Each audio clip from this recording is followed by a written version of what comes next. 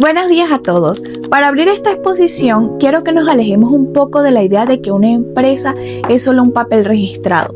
En realidad, una sociedad mercantil es un contrato de algo que nace o que en derecho llamamos affectio societatis, es decir, la voluntad real de varias personas de colaborar juntas para un mismo fin económico.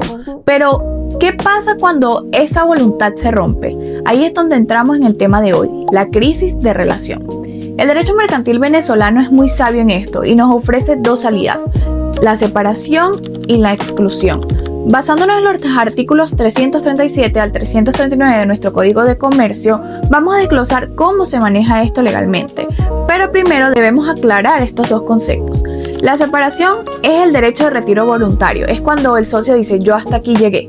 Esto suele pasar cuando la mayoría toma decisiones que cambian las reglas del juego originalmente, como cambiar el objeto social o incluso fusionar la empresa.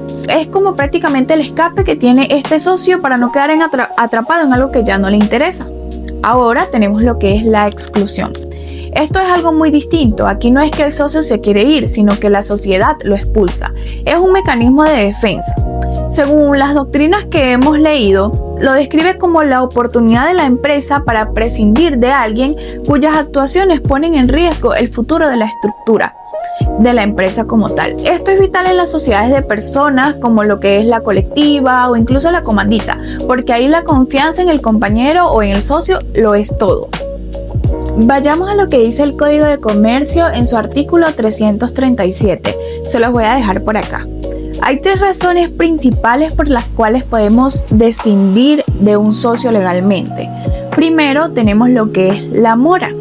Es decir, cuando un socio prometió aportar un capital y no lo da, está afectando la garantía de la empresa ante terceros. Y recordemos que sin capital no hay sociedad como tal. Luego de esto y como segundo tenemos la deslealtad. El socio que usa la firma o los fondos de la empresa para sus propios negocios o que incluso comete fraude en la administración, aquí es donde se rompe la lealtad que es la base de la sociedad o de este contrato como tal. En tercer lugar tenemos la quiebra o inhabilitación. Si un socio cae en quiebra personal o es declarado entredicho, su situación personal, vamos a decirlo así, que mancha el crédito de la sociedad. Recordemos que en estas sociedades la responsabilidad es solidaria, así que si un socio se insolventa es un peligro para los demás. Es importante hacer un paréntesis aquí. En una sociedad anónima, como lo que importa es el capital y no tanto la persona, no puedes excluir a alguien porque te caiga mal o sea desleal. Sin embargo, el artículo 295 nos da la única excepción. El accionista moroso. Si un accionista no paga lo que debe de sus acciones, la sociedad tiene el poder de vender esas acciones en pública subasta por cuenta de él. Es la única forma técnica de poder hacer la exclusión en las sociedades de capital como tal. Hola a todos, mi nombre es Génesis Barrios y hoy quiero compartir con ustedes el análisis jurídico de dos temas trascendentales en la vida de las sociedades de comercio, que son la fusión y el tema de la disolución de las sociedades. Comenzamos con la fusión de sociedades. ¿En qué consiste? Es esencialmente la unión de dos o más sociedades en una sola. Esta nueva estructura asume todas las obligaciones y derechos de las empresas fusionadas, respetando siempre la participación de los socios según el aporte original que tenían. En la práctica solemos ver una figura donde una empresa absorbe a otra u otras asumiendo su patrimonio completo. Para que esta fusión de sociedades tenga efectos legales, los artículos 343 y 344 de nuestro Código de Comercio establecen un procedimiento estricto. Primero, se requiere un acuerdo independiente, es decir, cada sociedad por separado debe aprobar la fusión en su respectiva asamblea de socios. Segundo, el registro y la publicidad. Los administradores deben inscribir estas actas y sus estados financieros en el registro mercantil y proceder a su publicación. Pero aquí llegamos al núcleo de la regulación, la protección a los acreedores. Según el artículo 345 del Código de Comercio, la fusión no surte efectos inmediatamente. La ley exige un periodo de 3 meses contados a partir de la publicación. ¿Y por qué es este lapso? Porque la fusión puede alterar la garantía patrimonial de quienes prestaron el dinero a la empresa, es decir, los acreedores. Imaginen que una compañía que está muy solvente decide fusionarse con una que está al borde de la quiebra.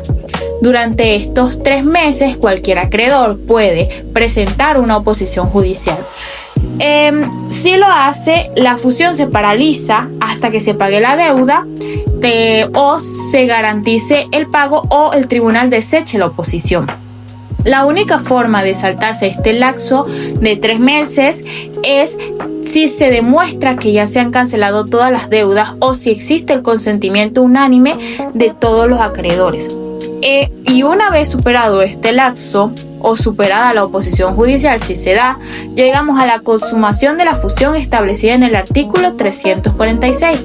La sociedad resultante asume todo el activo y pasivo a título universal, es decir, todo en un solo patrimonio.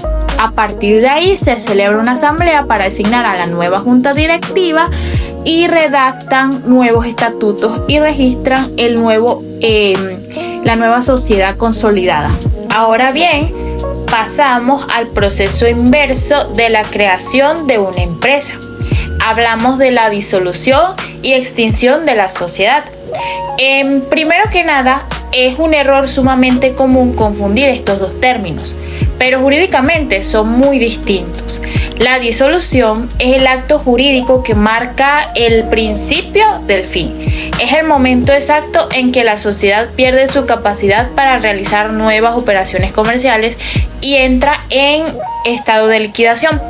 Por su parte, la extinción es el resultado final, es la muerte jurídica, si se le puede decir así, definitiva de la sociedad, que ocurre solo cuando la liquidación ha concluido. Nuestro Código de Comercio, en su artículo 340, establece las causales generales por las cuales una compañía se disuelve. Yo voy a mencionar las más relevantes.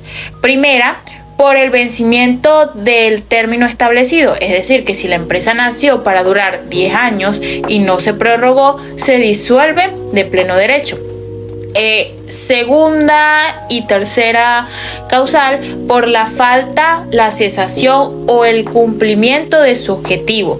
Por ejemplo, si la empresa se creó para construir un puente en específico y la obra termina, pues se cumplió con el objetivo para el cual nació o para el cual se creó esa sociedad. Cuarta, por la quiebra declarada judicialmente. Quinta, y esta es muy importante para proteger a los acreedores, que es por la pérdida entera del capital o si la pérdida alcanza 2/3 del mismo, según el artículo 264 del Código de Comercio, y los socios no lo reintegran. El sexto y séptimo numeral es por decisión voluntaria de los socios o por incorporarse a otra sociedad, como vimos en la fusión. Ahora debemos prestar especial atención al artículo 341 del Código de Comercio, que nos habla de las causales específicas según el tipo de sociedad, porque como bien sabemos, hay distintos tipos de sociedades, como hemos venido observando. En las sociedades de personas, como las firmas personales o en comandita, la muerte o quiebra de un socio disuelve la empresa. Pero en las sociedades de capital, como las compañías anónimas o las sociedades de responsabilidad limitada, esto no ocurre. Y aquí hay un punto doctrinal de altísima relevancia, puesto que la compañía anónima no se disuelve porque todas las acciones de los socios terminen en manos de una sola persona. Esto es muy moderno porque consagra la tolerancia de nuestra ley hacia la figura de la sociedad unipersonal sobrevenida, es decir, o sea que por distintos motivos queda una sola persona como socio. Para finalizar, ¿Cuáles son los efectos inmediatos de declarar la disolución de la sociedad? Según el artículo 342 del Código de Comercio, una vez disuelta la sociedad, los administradores tienen terminantemente prohibido emprender nuevas operaciones, es decir, ya no puede ejercer más acciones como sociedad. A partir de ese momento, sus facultades se limitan únicamente a cobrar deudas, a pagar obligaciones y a liquidar las operaciones pendientes para así terminar de extinguir la sociedad. Si un administrador ignora esto y hace nuevos negocios, será responsable personal y solidariamente. Además, es vital recordar que si la disolución ocurre antes del tiempo fijado, debe registrarse y publicarse y esperar un mes para que pueda tener efectos frente a terceros. Conocer todo esto es no solo un requisito, sino que es una herramienta indispensable para garantizar la seguridad jurídica del comercio. La liquidación. Como futuros abogados, debemos entender que la disolución de una empresa no es el final inmediato, sino el inicio de un proceso técnico y jurídico. Imaginen que la liquidación es ese puente necesario, esa fase transitoria, entre que la sociedad decide cerrar y su extinción definitiva como una persona jurídica. Tenemos el concepto, ¿para qué liquidamos? El objetivo de la liquidación es puramente patrimonial y pragmático. Se trata de convertir el patrimonio en dinero líquido, cobrar lo que nos deben y pagar lo que debemos. Y solo si queda un remanente, repartirlo entre los socios. Tenemos el nombramiento de los liquidadores, artículo 348. Cuando una sociedad entra en liquidación, la figura del administrador desaparece y entra en escena el liquidador. Según el artículo 348 de nuestro Código de Comercio, su nombramiento sigue reglas claras, dependiendo del tipo de sociedad. En sociedades en nombre colectivo y en comandita simple, por defecto los mismos administradores continúan como liquidadores. Sin embargo, si un solo socio se opone, se debe proceder a una votación por mayoría para elegir a nuevos encargados. En compañías anónimas y comandita por acciones, aquí la soberanía reside en la asamblea. Es la misma asamblea que acuerda la disolución la que debe nombrar a los liquidadores. Dato clave para la práctica. Para que este nombramiento sea válido y oponible frente a terceros, debe registrarse obligatoriamente ante el Tribunal de Comercio o Registro Mercantil de la jurisdicción. Deberes y facultades. El manual de operaciones, artículo 349 y 350. Las facultades de un liquidador están en lo que llamamos en derecho, teológicamente orientadas, es decir, todo lo que hagan debe tener como único fin el cierre de la empresa. No están ahí para innovar, sino para concluir sus obligaciones principales, las que son inventario y auditoría. Al asumir deben inventar un inventario de activos y pasivos. Un punto vital es que deben exigir cuentas a los administradores anteriores. No pueden avanzar sin saber qué terreno pisan. Concluir lo pendiente. Pueden terminar las operaciones que estaban en curso al momento de la disolución. Pero, y esto es muy importante, tienen prohibido iniciar nuevos negocios. Tenemos la gestión de cobros y ventas. Tienen el poder de vender mercancías, muebles e inmuebles, incluso si hay menores o inhabilitados involucrados. El Código de Comercio les otorga facultades especiales para vender sin trabas del Código Civil, agilizando el proceso comercial.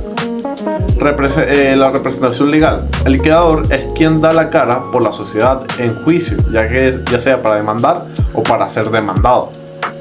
La regla de oro. El orden de pago. Si algo quiero que se lleve hoy de esto es que el principio de prioridad del pasivo externo, artículo 350. Los liquidadores no pueden repartir ni un solo centavo del haber social a los socios, si no se han cancelado primero todas las deudas con los acreedores. El patrimonio social es la garantía de los terceros. Primero pagamos a los proveedores, empleados y al Estado, y solo si sobre algo se distribuye el haber social entre los socios. ¿Qué podemos concluir entonces? Finalmente, una vez cumplido todo, el liquidador debe rendir una cuenta general de su administración. Con la aprobación de estas cuentas y el reparto del remanente, la sociedad puede por fin considerarse legalmente extinta. Muchas gracias.